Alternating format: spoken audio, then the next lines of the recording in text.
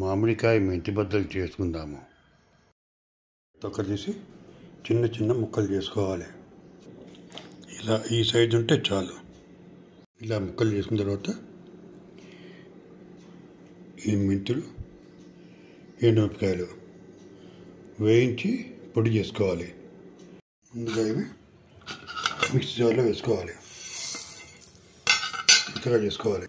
ఇందులో ఇప్పుడు వేయించుకున్నటువంటి ఎండుమిరపకాయలు వేసుకుని పొడి చేసుకున్న మెంతులు, ఎండుమిరపకాయలు, దీనికి ఇంత ఉప్పు కలపాలి. ఇవన్నీ ఈ మామిడికాయ ముక్కలు కలిపేయాలి.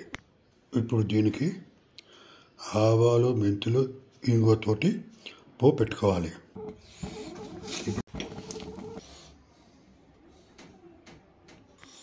ఇప్పుడు దీన్ని గిన్నెలోకి తీసుకోవాలి. దీన్ని దైవ నివేదన చేసి వడ్డించుకోవాలి. Thank you for watching.